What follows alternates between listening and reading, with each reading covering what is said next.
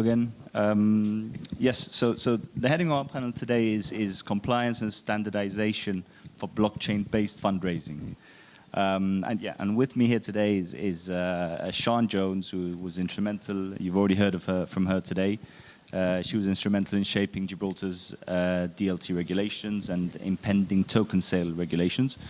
Grant Blaisdell, from the co-founder of CoinFirm. Nate Whithill, a co-founder and CEO of CryptoSlate, and Steve Swain, co-founder and CEO of Lending Block.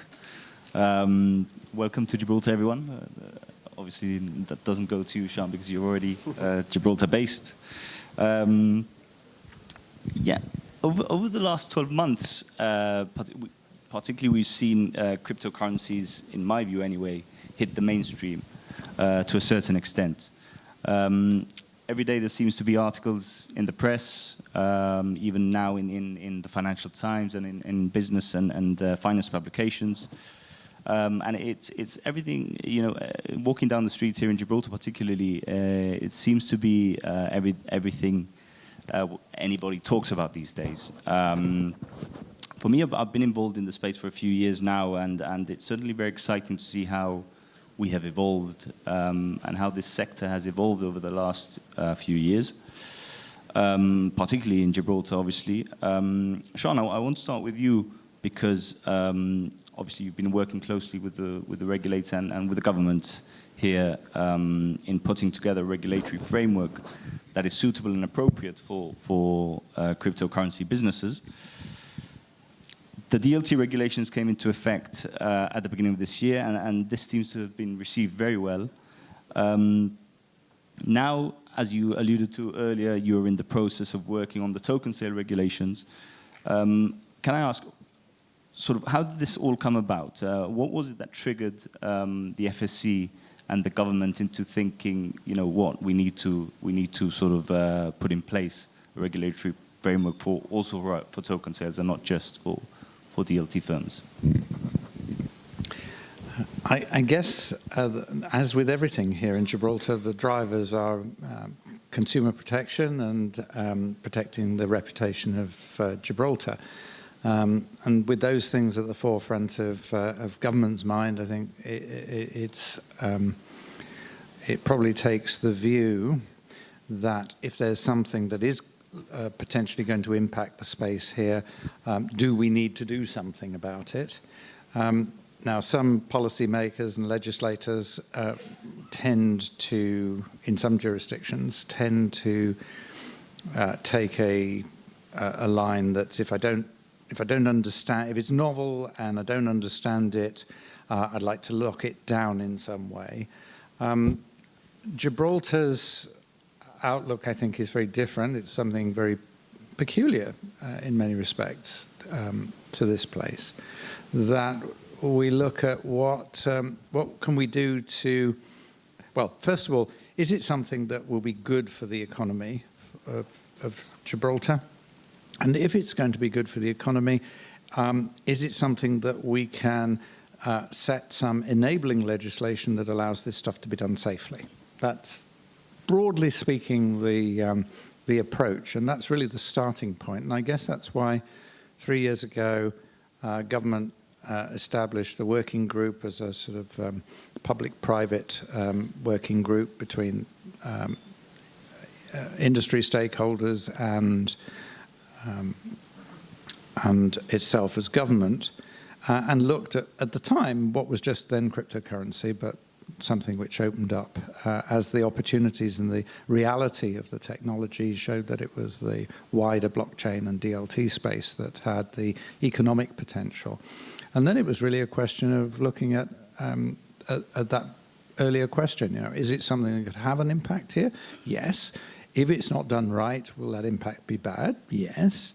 And is there a way that we can do it safely and facilitate it and enable it and take some economic advantage, as well as provide that consumer protection and protect the reputation of the jurisdiction? And the answer to that was yes. And so it was then a question, well, what can we do to regulate this?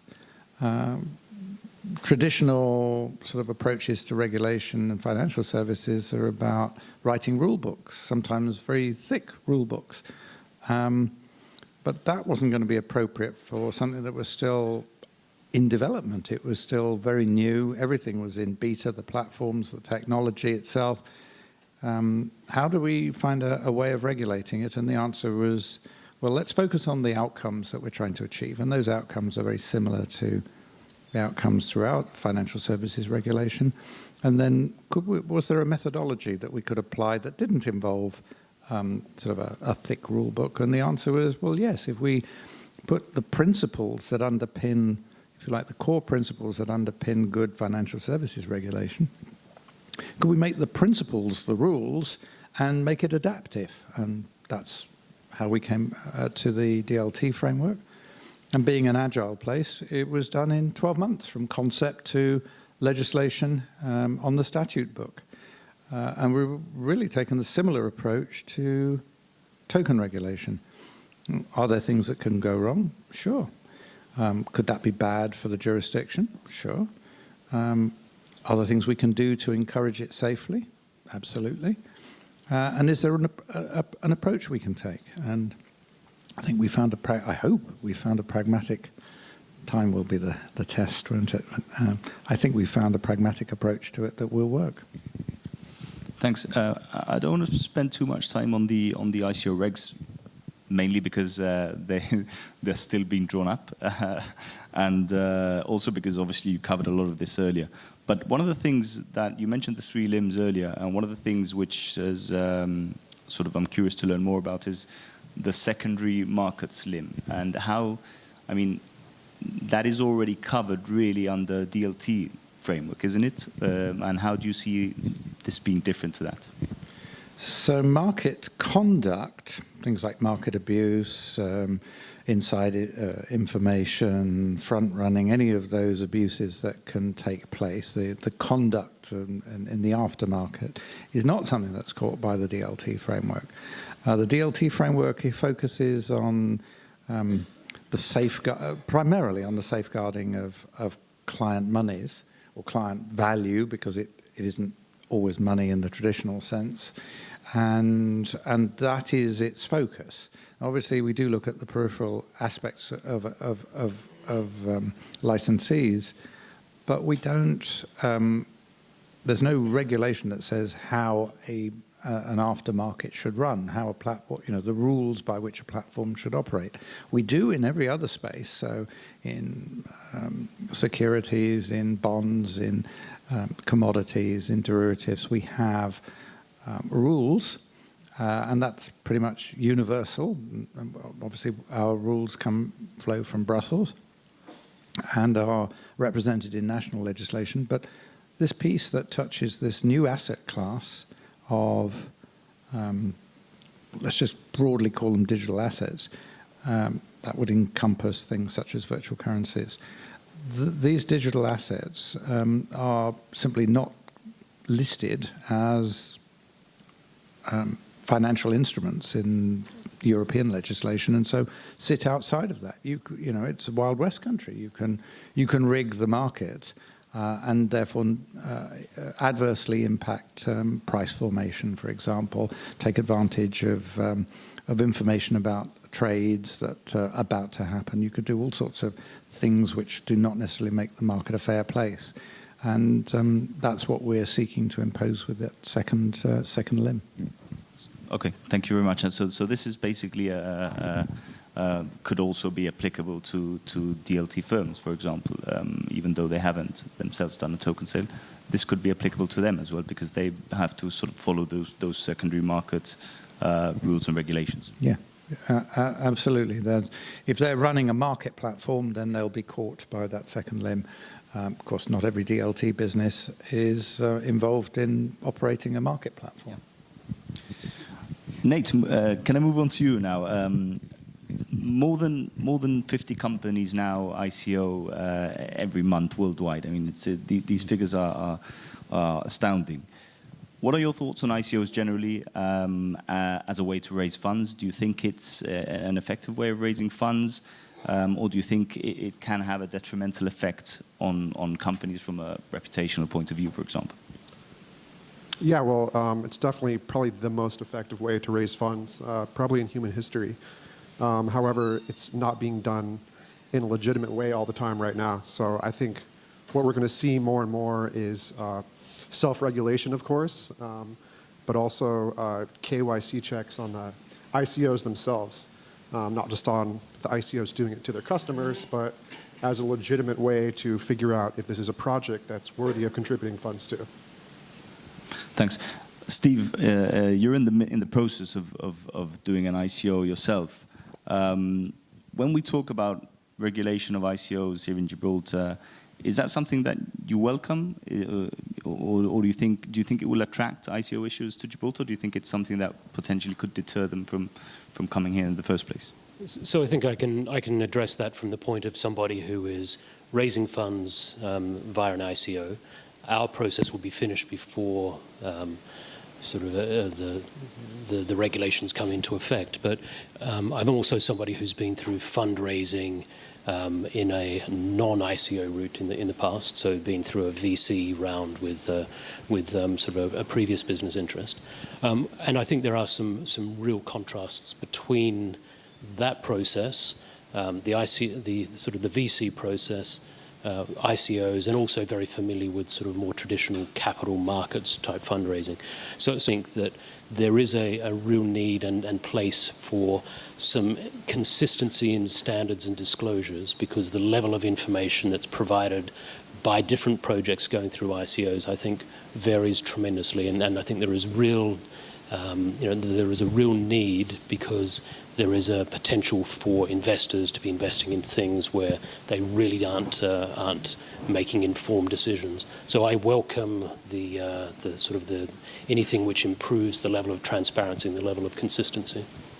What would you say are the key issues or difficulties that you've had to sort of grapple with during the ICO process? I think one of the difficulties that we've faced as a team is being able to differentiate investors who are really looking at the fundamentals of what we're trying to do, and to say, is there value in the project that this team is working on, versus people who are looking for a short-term flip out of a position. So we, I think, are a little bit old-fashioned, and we're quite focused on the fundamentals of what our business is doing, and we're looking to build something which has long-term value, rather than some other projects which I think are long on sort of hype, but low on substance. So we've been very clear about the types of investors that we're looking for are long-term investors who are also potential users of what we're building, rather than people who we know are just looking to move on to the next investment in the short term. And I think being able to walk the balance between sort of good fundamental analysis and being a serious team, and not then necessarily getting some of the publicity that comes with a larger marketing budget, it has been an interesting journey for us. Nate, as I mentioned earlier, cryptocurrency generally it now seems to be on everybody's radar, right? I was in Tel Aviv in October last year, and it's a similar story actually to a story that one of the other speakers said earlier about the taxi driver. It's we had the taxi driver took one look at me. I don't know if I had Bitcoin written on my forehead, but he all of a sudden asked me, "What's all this about Bitcoin?" And a guy, and speaking to him, I could sense that he was generally excited about putting money in there into crypto generally, not just Bitcoin. He spoke about Bitcoin, but also some of the other more popular altcoins. And he didn't seem to have a great understanding as to why it may be a good idea to put some money into crypto. But he certainly seemed to be all for it. And he was asking, how do I do it, and which platforms do I use, and who do I need to call? Because the last time somebody mentioned it to me, this was the value, and now I looked yesterday, and I would have been anyway. So that is obviously it's exciting to hear, but at the same time it is worrisome, right? So, I mean, what do you think? Do you think ICOs, the ones that you've seen out there over the last year or so, do you think they do enough to warn the potential participants of the potential risks and downfall, that this could bring? Yeah, I think a lot of them do. There are certainly a lot of legitimate ICOs that are trying to put forth and make sure people understand the risks of investing. But as someone who's personally been to over 500 ICO websites, I can say there are certainly a lot too that are not doing that. They're making outlandish claims about guaranteed profits, and as we know, that's illegal. So I think what's extremely important is that for anyone who's looking to get involved in the ICO space, that they do a ton of due diligence to understand what they're investing in, what the blockchain even is a lot of times, because as you mentioned, there's a lot of people who are investing and throwing money at things without any idea what the blockchain even is. So I think as education becomes something that is more taken seriously throughout the entire industry, both for people who are providing education and also people looking to educate themselves, I think that will inevitably happen, is that people do contribute to projects that are legitimate and they stay away from projects which are making bad claims or projects which are clearly not legitimate. Yeah, and now as we see this, the ICO process and the token sales as a way to raise funds become more of a normal process, more of a well-known process. Firms such as Grant's firm, their coin firm, are coming into play and providing a service which I think is very relevant. It's much needed in the industry.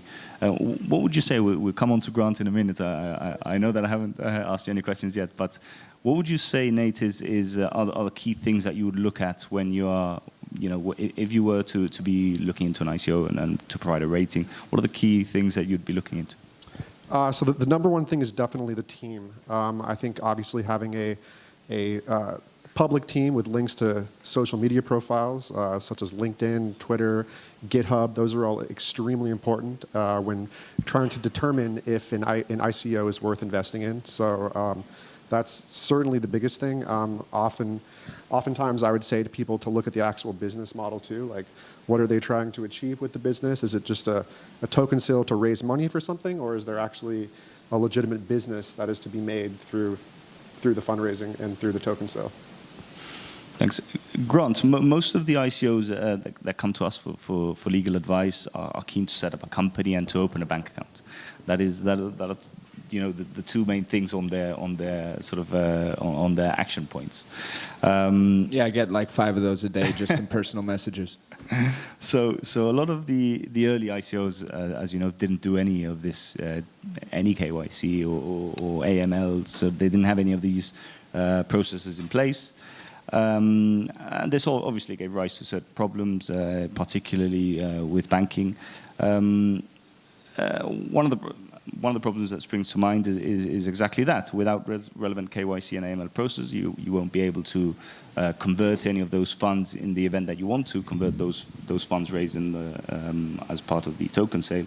If you want to convert those funds to fiat, then you're definitely going to have to have a lot of problems doing that from a banking perspective. So where does CoinFirm come in, and can you tell us a little bit about what you do and what sort of problems you help solve? I'm trying to work on my patience skills, by the way, so thank you for providing me a teaching lesson. So generally, CoinFirm, we're recognized as if not the global leader when it comes to most specifically AML around crypto and blockchain. Most notably, we do this through the CoinFirm AML and KYC platform. This is a blockchain agnostic platform, so obviously in the future of this ecosystem, as of course majority of ICOs of course have come out on the Ethereum blockchain, but for example we're integrating a client of ours which is the largest ICO blockchain for Asia.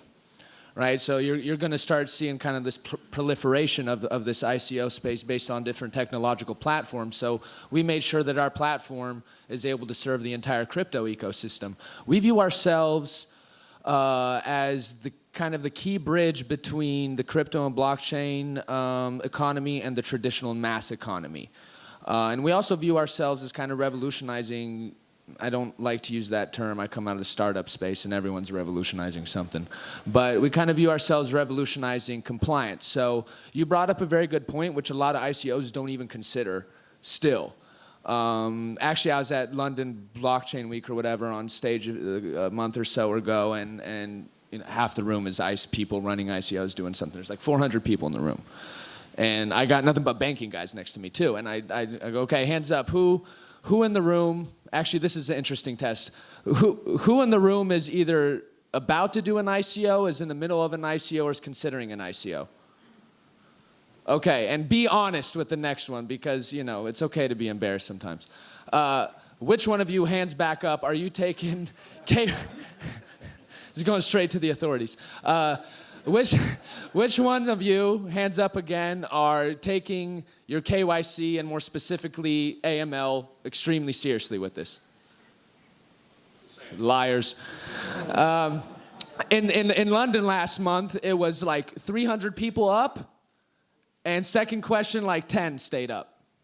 So it shows that there's kind of a, I wouldn't call it educational, maturity lack still in the space. If people are getting to the ecosystem and trying to get millions and millions of dollars in funds, and either their advisors are horrible or they don't have the proper ones, and they don't understand the processes, and here's the 2 points of what we're really doing. First off, we're providing what we view as, which is our end goal, which is a global standard for AML and KYC for blockchain transactions and assets. Our platform, you've met Pavel, for example, our CEO before. So he used to run global AML for Royal Bank of Scotland. Our board member is the global head of regulatory at Citibank. We built this platform on what is generally considered the highest global banking standard, right? So that a guy in the banking system can take a look at our report related to a crypto entity or wallet, et cetera, and they can very quickly, with actionable data, more effective, more efficient than anything in the traditional system could ever exist, because of the characteristics of blockchain and our platform. And he can make a decision very quickly. If he wants, he can take a deeper dive into risk scenarios. But we view ourselves as bridging that, one, protecting ICOs and their creators from the regulatory aspect. The other one is the one that you pointed out. So we have a few use cases of clients. One was a big kind of ICO in London, which I've known the guys for a while, and at first they're like, nah, we don't need to do the AML source of funds. No one's requiring us to do it. Okay, buddy, we'll wait, right? So they come back about 4 months later and they go, you know, we'd like to do the AML to protect ourselves from regulatory end, and you know, we can't get a damn bank account. So what a lot of ICOs don't get that they're potentially running into, not just risk from a regulatory end, which is that risks your potential freedom. I don't even want to get into that. The other aspect is that they raise $21, $25, $30 million, and they're stuck with the funds. So they have no way of actionably using them in the traditional economy, right? And I actually think that's going to become more and more. Those early ICOs that you mentioned, you know, they kind of spread that around the crypto ecosystem because they didn't have those standards. Over the past year, the ecosystem has self-matured and self-regulated amazingly. When we first came out, it was one of the few times I've seen crypto and really traditional people agree on something. They look at me and they go, you're doing AML for crypto. What the hell are you thinking? This is all supposed to be against that, right? So what we're doing is we're working with multiple banks around the world as well to provide our platform as a standard so that it's this, let's say, safety layer between the crypto economy and the traditional one. And now ICOs have, you know, an avenue and a trusted provider to provide them that avenue. We can't guarantee the bank's going to take you, but we're going to provide you a high standard and something that's understood by the traditional industry when it comes to the AML KYC aspect, if that answers it. Definitely, thank you very much, and you know, I applaud what CoinFirm are doing. It's definitely needed in the industry, and you know, we think you guys are doing a great job. Thank you, man. It's great I appreciate it. It's great to see you here in Gibraltar as well. Appreciate it. I'm not sure how long we don't have. Do we have time? 2 minutes. Okay. Yeah, I was just going to finish off by asking each of you. 2017 has been huge for ICOs, particularly. I mean, a year ago, and I think it's quite telling that initially with the DLT regulations, although there was some mention of ICOs and what we're going to do, whether or not we're going to fit them into the DLT regs or not, it seemed to be brushed aside. Sort of, it's not really that important because it's not that huge yet. But all of a sudden, in the last 7-8 months, it's just exploded. So what do you think? What do you see for ICOs in 2018? I'll start with you, Steve. So what I see is that what is happening here in Gibraltar around putting some regulatory structure around ICOs themselves will start to happen elsewhere. You've seen sort of the SEC take an increasingly clear stance towards ICOs. FINMA came out last week with some guiding principles, and I think this will be the year where the regulators start to catch up and bring some of the maturity that's needed to safeguard investors. Overtime. That's what I see for 2018. A lot of long hours.